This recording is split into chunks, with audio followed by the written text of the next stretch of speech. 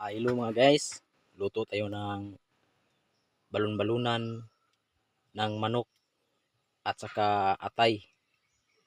Ito yung mga sangkap sa pagluluto.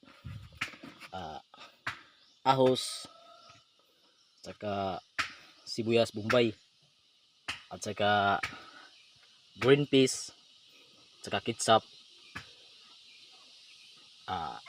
Wala man tayo Sprite, so ano lang, Coca-Cola.